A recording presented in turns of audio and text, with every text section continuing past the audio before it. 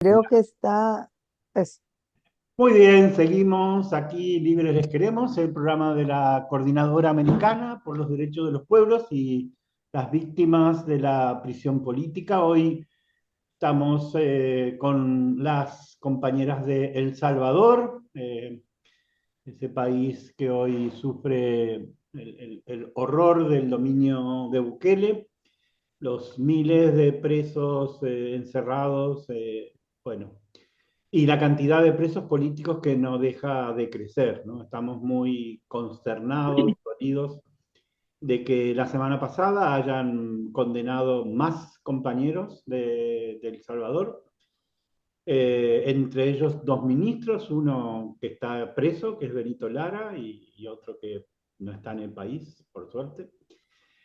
Así que bueno, hemos convocado a las compañeras del COFAFE, del Comité de Familiares de Personas Presas y Perseguidas Políticas de El Salvador. Así que bueno, los voy a dejar con Lourdes Palacios, que es miembro de la dirección de la coordinadora, y ella nos va a contar de Benito, pero también de Zoila y de Mayarí Menjivar, que nos acompaña. Hola Lourdes, gracias por atendernos.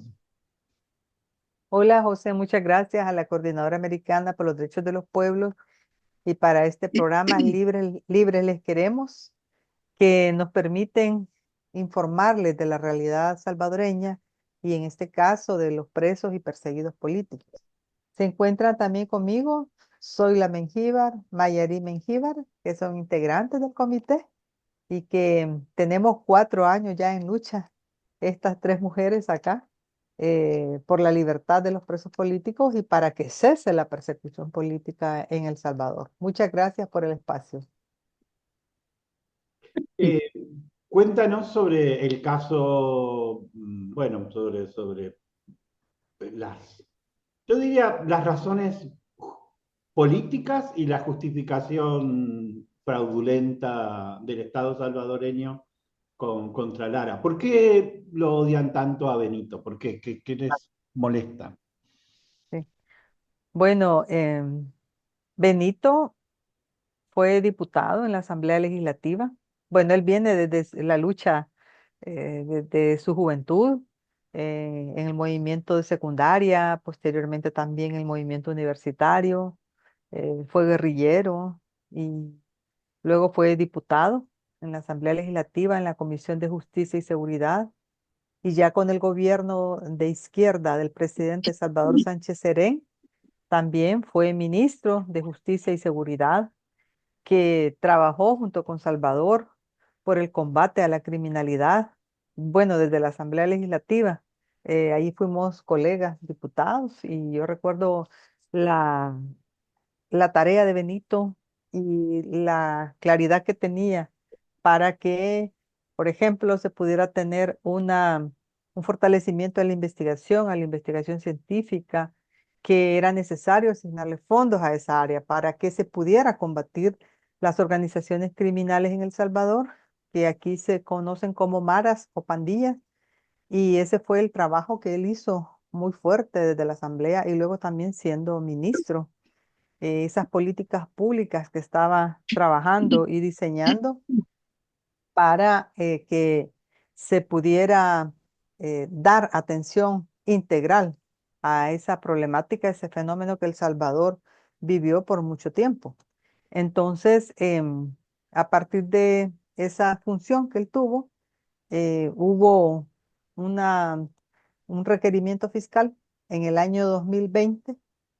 Creo que como a Benito el, el- en este tema del gobierno de Bukele no le encontraban ninguna cosa que señalarle, pues se inventaron lo del fraude electoral y dijeron que en el año 2020 el requerimiento fiscal decía de que él había comprado votos a las pandillas y que entonces en ese sentido los resultados electorales de 2014 y de 2015 tenían como base esa compra de votos.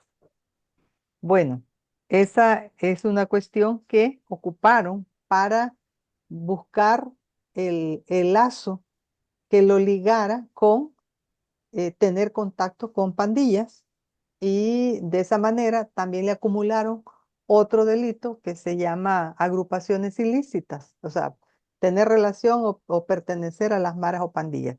Entonces es una construcción desde esa mentira, desde esa fabricación de pruebas desde la fiscalía, porque hay por lo menos tres cosas que puedo mencionarles, ¿verdad? Que para empezar, una de las pruebas que presentaron en los tribunales fue un video del año 2008.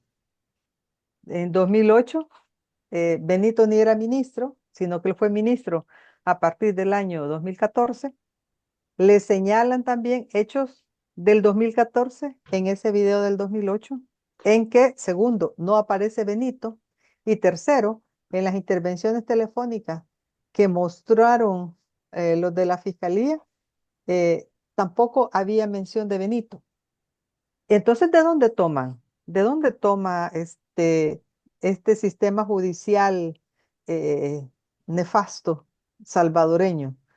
Porque está al servicio de Bukele.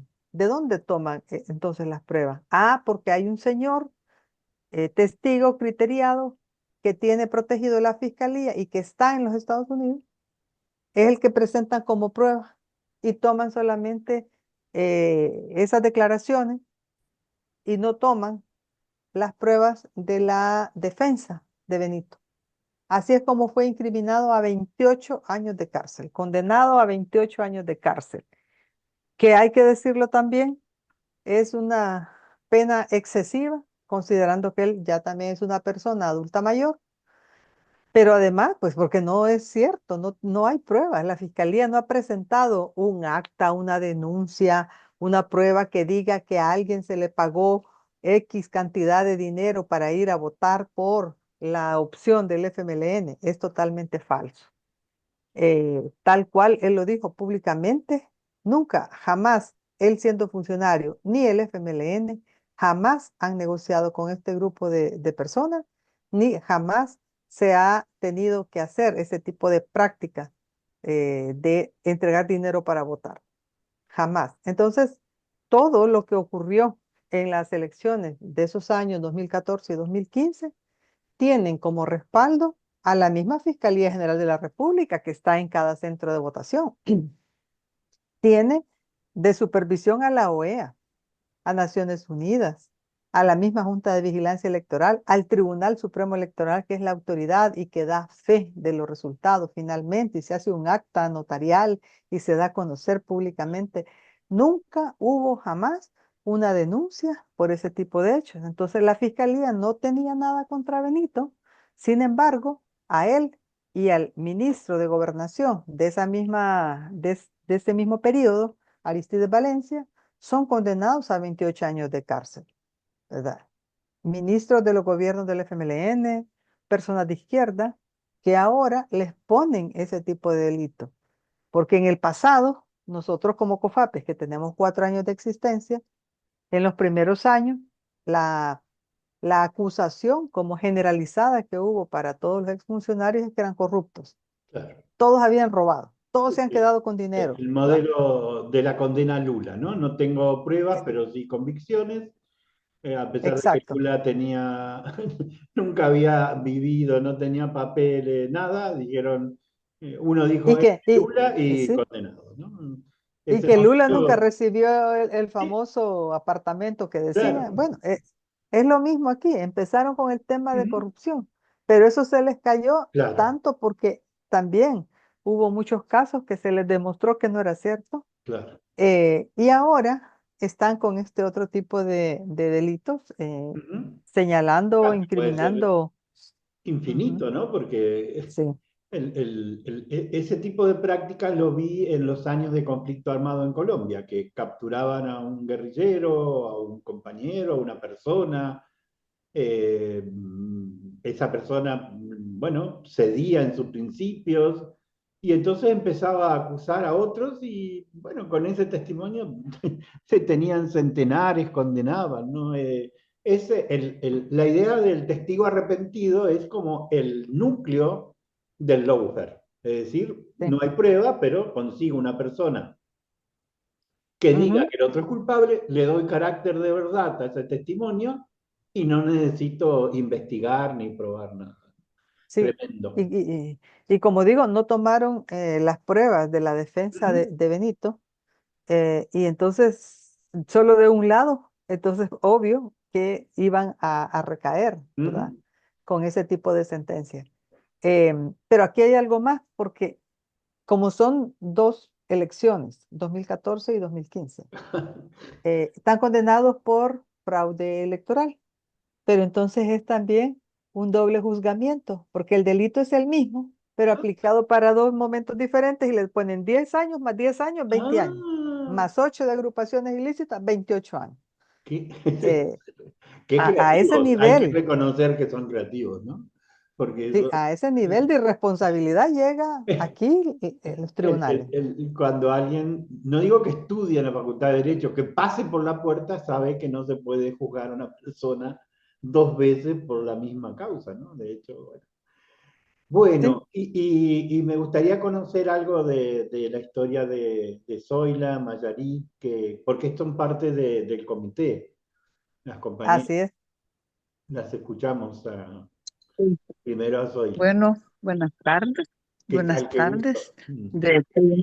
de mi tierra, El Salvador. Un gusto estar aquí en este espacio y especialmente estar aquí con José Schulman. Bueno, yo soy miembro fundadora del Comité de Familiares de Personas Presas y Presos Políticos del Salvador, eh, el que me enorgullece mucho, pues es el espacio de donde nosotros podemos denunciar tanta arbitrariedad y tanto abuso del que estamos sufriendo y que los presos y perseguidos políticos son nuestra razón de ser, ¿verdad? Y recalcar que ahorita en el país hemos retrocedido. Yo pensé, porque ya soy un adulto mayor, pensé ¿Cuántos que años los años tienes, que sufrí, Zoila? ¿Cuántos años siete, tienes? cinco, siete, cinco. Ajá. Sí, yo he pasado guerras, he pasado, Ujú. pues sí, soy de la generación De la guerra. que es de la guerra. Así es. Entonces creímos que esta situación ya no iba a regresar. Pero sí, vamos en franco retroceso y con más fuerza, por decirlo así. Entonces, eso es mi pequeño historial, por decirlo así. Aquí estamos de frente, ¿verdad? Y una Bueno, pregunta, antes de la guerra, ¿usted que trabajaba, estudiaba, qué había hecho? ¿Qué hacía? bueno, yo soy médica, Ah, retirada, sí, ahora, pero médica antes era retirada. médica. Sí, sí, bueno, el título siempre Claro, perdura, ¿verdad? sí, sí, la Pero acompaña. ya no ejerzo, pues. Ujú, Pues en la época de la guerra, aparte, estaba estudiando y luego ya ejerciendo durante la época, antes de la guerra me gradué. ujú. Y ya durante la década de los 80 y los 90 y parte del 2000 ejercí. Entonces ahorita estoy eh, con los domingos del jubilado, como dijo Joaquín Sabina, ¿verdad? Ujú. Sí, correcto, Muy así bien. es. Y Mayarí, ¿qué nos puede contar? ¿Por qué participas en esta organización? Tienes que desmutear el micrófono.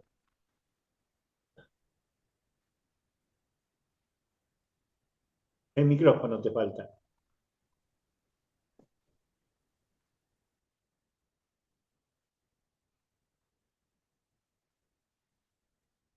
El micrófono, Maya. Es, Hola, perfecto, ahí te escuchamos. ¿Qué tal? No, no hay problema, Sí, todo esto se edita y sale eh, todo bien. La magia de la sí, televisión, no te preocupes. Cuéntanos, ¿por qué un estás en el gusto comité? tenerlo por acá con nosotros, pues mi historial sí es un poco pequeño, soy joven, tengo 38 años y formo parte del comité desde agosto del 2022. Sí, cabe mencionar que soy sobrina de Violeta Mengíbar. Ella fue mi razón por la cual yo entré al comité y también sí me gusta estar luchando por las injusticias y las arbitrariedades de este gobierno y solidarizarme con todas esas personas que están presas injustamente y que son inocentes. Así que acá seguimos en la Muy lucha, en la bien. solidaridad y dando Una de nuestro las granito de arena Una de para... las ocupaciones más nobles que se puede tener, defender a las otras y los otros. Te felicito. Bueno, Correcto. nos quedan un par de minutitos. Lourdes, un último mensaje para las compañeras que están escuchando por Radio del Sur de Caracas, Radio Rebelde de Argentina y los compañeros de la coordinadora. Sí, compañeras, compañeros que nos escuchan en toda Latinoamérica, ojalá. Desde El Salvador, pues les enviamos un saludo solidario, sororario. Aquí estamos en lucha contra el fascismo. Estamos luchando por la defensa de los derechos humanos de los compañeros y compañeras presas, presos que a esta fecha, desde el año 2021 que surge COFAPE, ha habido 85 personas presas. Unas ya salieron, otras están en proceso, pero en total han sido 85 personas que han guardado la prisión política y que se ha venido a agravar esta situación por el régimen de excepción en El Salvador, que tiene ahora a eh, más de 82.000 personas. Miles de esas son inocentes, por supuesto, y que no tienen hasta ahora ni siquiera la audiencia preliminar. Entonces nosotros acompañamos a las familias, estamos en esa lucha para que se respeten los derechos humanos en El Salvador, los derechos civiles y políticos, derechos que se ganaron en El Salvador a costa de miles de vidas, preciadas vidas que se perdieron durante la guerra civil, en el conflicto, para que en El Salvador se tuviera esa tan ansiada democracia que por 60 años no hubo en El Salvador, pero ahora se ha vuelto de nuevo a este tipo de régimen con características fascistas. Estamos luchando por eso y para que también la comunidad internacional se entere de lo que está pasando aquí.